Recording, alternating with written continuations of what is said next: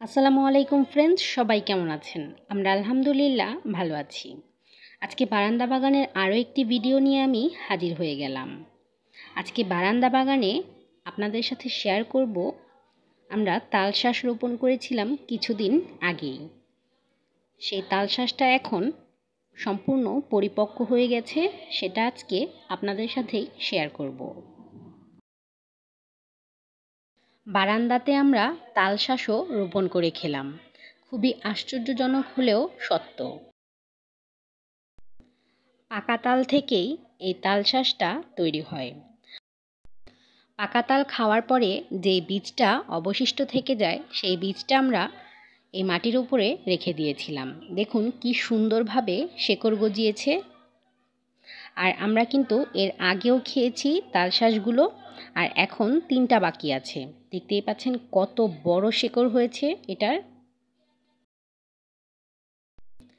এই গাছের কিন্তু কোনো রকমের যত্নই করতে হয় না, এমনকি খুব বেশি পরিমাণে পানিও দিতে হয় না। কোনো রকমের যত্ন ছাড়াই বেড়ে উঠেছে এই গাছটি। আমরা 3টা রেখে দিয়েছিলাম, এখন দেখুন কি সুন্দর শিকড় গজিয়ে গেছে।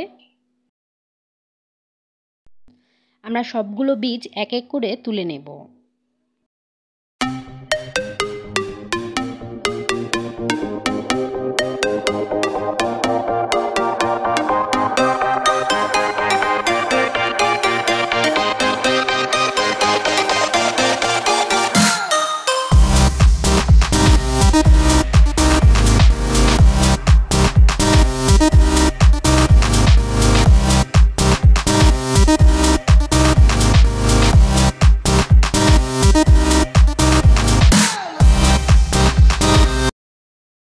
শেকড়গুলো এখন কেটে নেব।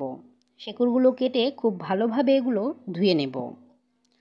আমি শেকড়গুলো কেটে নিয়েছি, এখন খুব ভালোভাবে এগুলো ধুয়ে নেব, কারণ মাটি লেগে আছে প্রচুর পরিমাণে। এটা যখন কাটবো তখন কিন্তু মাটিটা ভেতরে চলে যেতে পারে, তাই এটা খুব পরিষ্কার করে ধুয়ে নেব।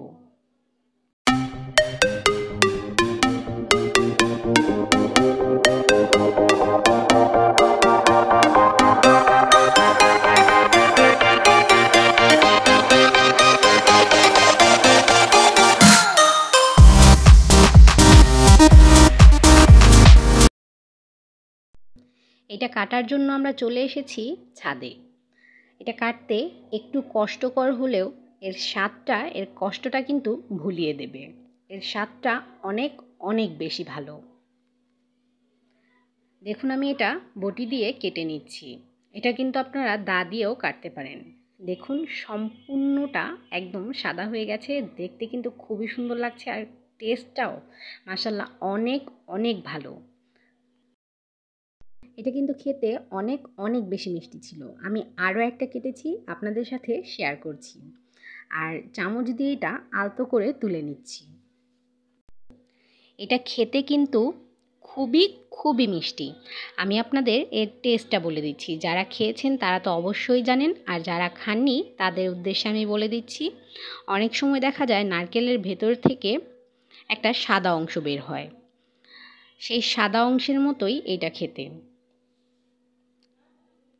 অনেক অনেক বেশি মিষ্টি এবং অনেকটাই সফট। আর হ্যাঁ, আমার চ্যানেলে কিন্তু বারান্দা সংক্রান্ত নানা ধরনের ভিডিও রয়েছে। যারা দেখেননি তারা চাইলে আমার চ্যানেলটা ঘুরে আসতে পারেন, আর যারা এখনও সাবস্ক্রাইব করেননি তারা প্লিজ চ্যানেলটা সাবস্ক্রাইব করে দিবেন।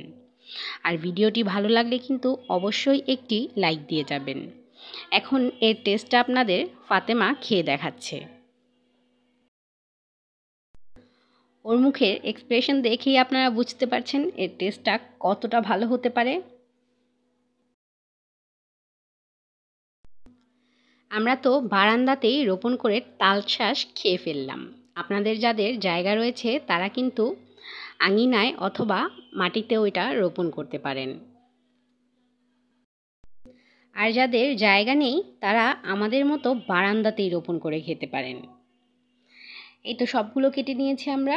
আজকে এ পর্যন্তই। আমরা এটা এনজয় করি, আর আপনাদের জানাচ্ছি আজকের মতো আল্লাহ হাফেজ।